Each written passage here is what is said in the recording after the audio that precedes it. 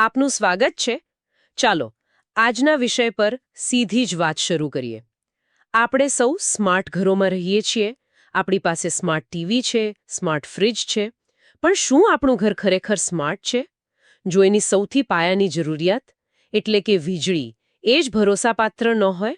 આ એકદમ સાચો મુદ્દો ઉઠાવ્યો તમે. અને હવે ખબર છે, સમસ્યા માત્ર પાવર કટ પૂરતી નથી રહી.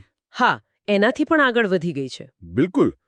હવે વાત છે વીજળીની ગુણવત્તાની, એની સ્થિરતાની અને આપણા જે મોંઘા સંવેદનશીલ ઉપકરણો છે એના પર એની શું અસર થાય છે. બરાબર. તો આજની આપણી ચર્ચાનો હેતુ એ જ સમજવાનો છે કે આ નવો પડકાર શું છે અને એના માટે કેવી ટેકનોલોજી આવી રહી છે.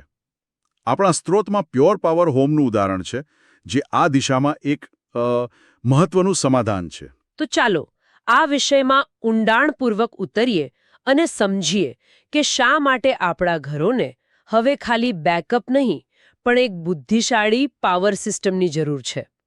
શરૂઆત એક મૂળભૂત પ્રશ્નથી કરું છું. ભારતમાં પાવર કટ તો કંઈ નવી વાત નથી.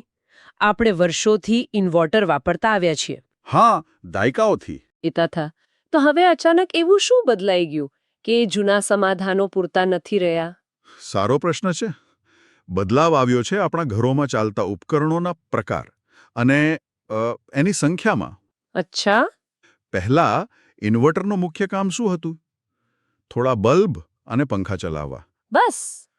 આજે એક સરેરાશ આધુનિક ઘરમાં એકસાથે multi zone AC, lift, water pump, induction stove, washing machine, computers, list લાંબુ છે. હા, કેટલા બધા ઉપકરણો એકસાથે ચાલતા હોય છે. અને આ માત્ર લોડનો વધારો નથી, આ એક આખો એન્જિનિયરિંગ પડકાર છે. અને આ પડકારનું કેન્દ્ર છે ઇનર્શ કરંટ. ઇનર્શ કરંટ. આ શબ્દ થોડો ટેકનિકલ લાગે છે. સરળ ભાષામાં આનો મતલબ શું થાય? ચાલો એક સરળ ઉદાહરણથી સમજાવો. કલ્પના કરો કે એક કાર કાદવમાં ફસાઈ ગઈ છે. હા. હવે એને બહાર કાઢવા માટે તમારે શું કરવું પડશે?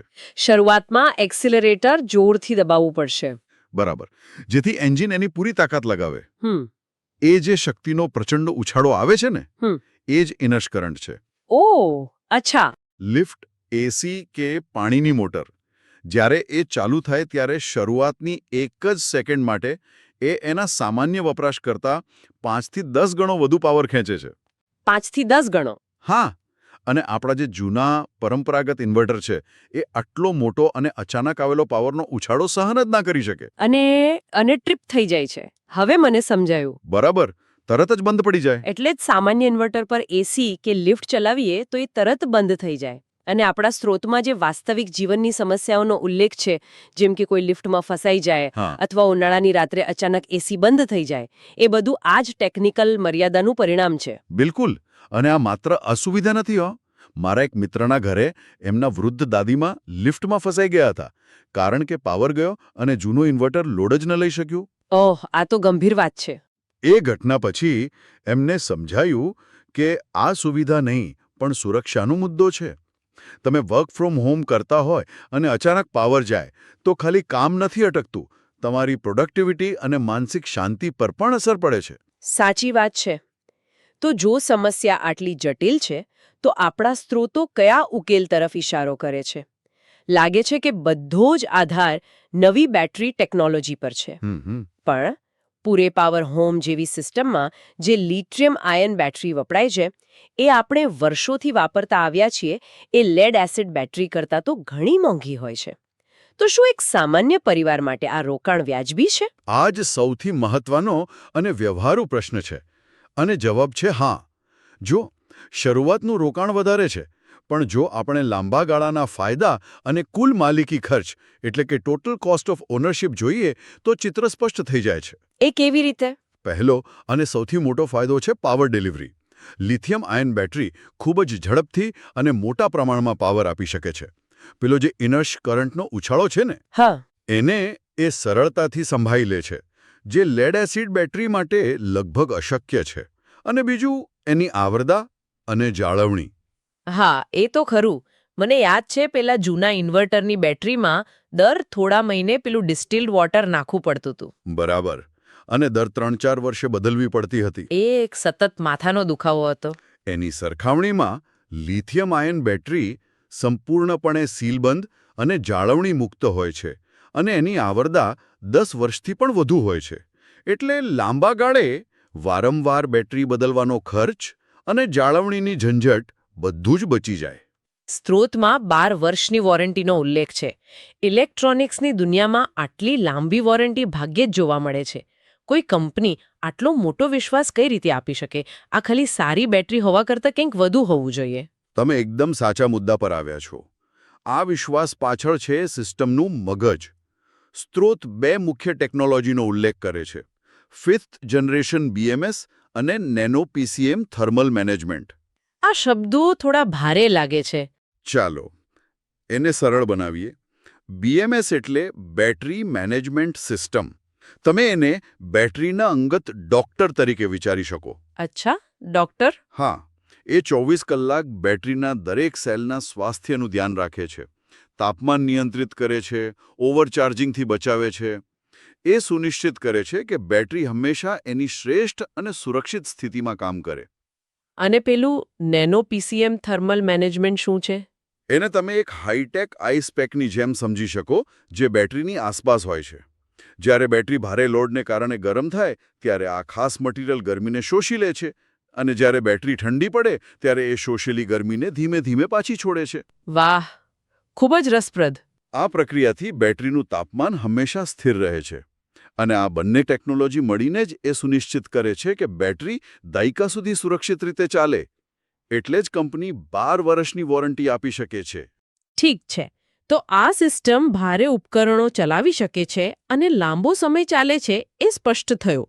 પણ સ્ત્રોતમાં ઉપકરણોને બ્રાઉન આઉટથી બચાવવાની વાત પણ છે. મેં આ શબ્દ સાંભળ્યો છે, પણ એ બ્લેકઆઉટથી કેવી રીતે અલગ છે અને શું એ મારા મોંઘા ફ્રિજ કે ટીવી માટે ખરેખર એટલું ખતરનાક છે? આ એક ખૂબ જ અગત્યનો મુદ્દો છે જેની મોટાભાગના લોકો અવગણના કરે છે. બ્રાઉન આઉટ એટલે પાવર સંપૂર્ણપણે જતો નથી, પણ ગ્રીડમાંથી આવતું વોલ્ટેજ ઘટી જાય છે. ઓહ! અને આ સ્થિતિ ખબર છે બ્લેકઆઉટ કરતાં પણ વધુ ખતરનાક છે. ખરેખર? હા, કલ્પના કરો કે તમને મેરેથોન દોડવા માટે કહેવામાં આવે, પણ માત્ર અડધું જ ભોજન આપીને તમારું શરીર કેવું રિએક્ટ કરશે? થાકી જશે, કદાચ નુકસાન પણ થાય. બસ એ જ હાલત આપણા ઉપકરણોની થાય છે. ઓછા વોલ્ટેજ પર ફ્રિજ કે એસીની મોટર ચાલવાનો પ્રયત્ન તો કરે છે, પણ પૂરો પાવર ન મળવાને કારણે એ ગરમ થાય છે. એના પર દબાણ આવે છે અને એનું સર્કિટ કે વાઇન્ડિંગ બળી જવાનું ભય રહે છે. બાપ રે!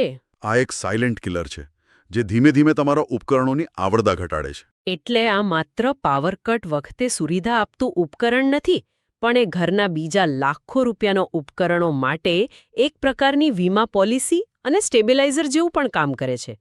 આ દ્રષ્ટિકોણથી તો મેં ક્યારેય વિચાર્યું જ નહોતું. બરાબર, તમે એકદમ સાચું પકડ્યું. આ રોકાણના સમીકરણને જ બદલી નાખે છે. એક સ્માર્ટ એનર્જી સિસ્ટમ વોલ્ટેજના આવા ઘટાડાને તરત જ ઓળખી લે છે. જેવી એને ખબર પડે કે ગ્રીડમાંથી આવતો પાવર અસ્થિર છે, એ તરત જ ઘરનું કનેક્શન ગ્રીડથી કાપી નાખે છે અને પોતાની શુદ્ધ અને સ્થિર બેટરી પાવર પર સ્વિચ થઈ જાય છે. એટલે આપણા ઉપકરણોને ખબર પણ ન પડે? કશી જ નહીં. એ એક અંગરક્ષકની જેમ ઘરના તમામ ઉપકરણોની રક્ષા કરે છે. આ ચર્ચા મને સ્ત્રોતના એક ખૂબ જ રસપ્રદ દાવા પર લઈ જાય છે. એમાં કહ્યું છે કે આવી સિસ્ટમ લગાવવાથી મિલકતની પુનઃવેચાણ કિંમત એટલે કે રીસેલ વેલ્યુ પણ વધી શકે છે. આ દાવો થોડો મોટો લાગે છે. શું ખરેખર એક પાવર બેકઅપ સિસ્ટમ પ્રોપર્ટીની કિંમત વધારી શકે છે? આ વિચારમાં ચોક્કસપણે તથ્ય છે અને એની પાછળ લોકોની બદલાતી માનસિકતા છે. જુઓ, આજથી 10-15 વર્ષ પહેલાં ઘરમાં પાઇપલાઇનથી ગેસ આવવો એક લક્ઝરી ગણાતી હતી. હા, સાચી વાત છે. આજે એ એક પાયાની જરૂરિયાત છે. એ જ રીતે ખાસ કરીને પ્રીમિયમ વિસ્તારોમાં એક મજબૂત અને સ્વચ્છ પાવર સિસ્ટમ હવે એક લક્ઝરી નહીં, પણ એક આવશ્યક ઇન્ફ્રાસ્ટ્રક્ચર તરીકે જોવામાં આવી રહી છે. એક મસ્ટ હેવ જેવું. બિલકુલ. જે ઘરમાં અવિરત વીજળીની ગેરંટી હોય, એ ઘર ખરીદદારો અને સારા ભાડૂતો માટે વધુ આકર્ષક બને છે. સ્ત્રોતમાં GRIH અને લીડ જેવા ગ્રીન બિલ્ડિંગ સર્ટિફિકેટ્સનો પણ ઉલ્લેખ છે. ઘરની બેટરીને પર્યાવરણ સાથે શું સંબંધ? ઘણો ઊંડો સંબંધ છે. આ સર્ટિફિકેટ્સ ઊર્જાની બચત અને પર્યાવરણને અનુકૂળ પ્રથાઓ માટે પોઈન્ટ્સ આપે છે. જો તમારી પાસે સોલર પેનલ્સ હોય તો તમે દિવસ દરમિયાન બનેલી વધારાની વીજળી આ બેટરીમાં સ્ટોર કરી શકો છો અને રાત્રે વાપરી શકો છો. અચ્છા, એટલે ગ્રીડ પરનું ભારણ ઘટે. હા, અને બીજું જે સૌથી મહત્વનું છે તે ઘોંઘાટ અને પ્રદૂષણ ફેલાવતા ડીઝલ જનરેટરની જરૂરિયાતને સંપૂર્ણપણે દૂર કરે છે. આ બંને પરિબળો ગ્રીન સર્ટિફિકેશન માટે બહુ જ મહત્વના છે અને એનાથી ગ્રીન ફાઇનાન્સિંગ જેવા વિકલ્પો પણ ખુલી શકે છે, જેમાં હોમ લોન પર વિશેષ લાભ મળી શકે. અને છેલ્લે આપણે એની ડિઝાઇનને પણ અવગણી ન શકીએ. સ્ત્રોતમાં જે છબીઓ છે એ દર્શાવે છે કે કોઈ જૂના જમાનાના ડબ્બા જેવું નથી, પણ એક આધુનિક પ્રીમિયમ ઉપકરણ જેવું દેખાય છે. હા, અને એ ખૂબ જ મહત્વનું છે. આજના ઘરોમાં સુંદરતા પર ખૂબ ધ્યાન આપવામાં આવે છે. આ ઉપકરણોને કોઈ ખૂણામાં છુપાવવાની જરૂર નથી. એ ઘરના ઇન્ટિરિયરનો એક ભાગ બની શકે છે. સ્ત્રોતની એક પંક્તિ મને બહુ ગમી. Power that blends in so life never blinks out. વાહ! એનું ગુજરાતીમાં સુંદર રૂપાંતર થઈ શકે. એવી શક્તિ જે ઘરમાં ભળી જાય, જેથી જિંદગીની રોનક ક્યારેય ઝાંખી ન પડે. એ માત્ર પાવર નથી, પણ એક શાંત, સ્વચ્છ અને સુંદર અનુભવ છે. તો આ સમગ્ર ચર્ચાનો સાર એ છે કે આપણે પાવર કટની એક સાદી સમસ્યાથી શરૂઆત કરી હતી, પણ આપણે ઉપકરણોની સુરક્ષા, મિલકતનું મૂલ્ય, પર્યાવરણીય લાભ અને જીવનશૈલીના અપગ્રેડેશન સુધી પહોંચ્યા છીએ.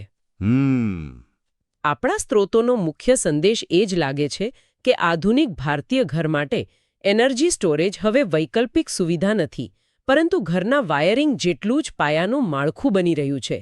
તમે એકદમ યોગ્ય રીતે સારાંશ આપ્યો. આ એક માનસિકતાનો બદલાવ છે. રિએક્ટિવ બેકઅપમાંથી પ્રોએક્ટિવ એનર્જી એશ્યોરન્સ તરફ જવાનો. એ સ્વચ્છ છે, શાંત છે, એને કોઈ બળતણ કે જાળવણીની જરૂર નથી અને ભવિષ્ય માટે તૈયાર છે. તે આધુનિક જીવન માટે એક નવો માપદંડ સ્થાપિત કરી રહ્યો છે. શ્રોતાઓ માટે એક અંતિમ વિચાર. આપણે આપણા ઘરોને બુદ્ધિશાળી બનાવવા માટે smart TV, smart fridge, smart speakers આ બધામાં હજારો રૂપિયાનું રોકાણ કરીએ છીએ. પણ શું કોઈ ઘર ખરેખર સ્માર્ટ કહી શકાય જો એનું હૃદય એટલે કે એનો પાવર સપ્લાય જ નબળો અને અસુરક્ષિત હોય? હાઈટેક જીવનશૈલીનું શું અર્થ જો ગ્રીડમાં થતી એક નાની વધઘટ એને થંભાવી શકે?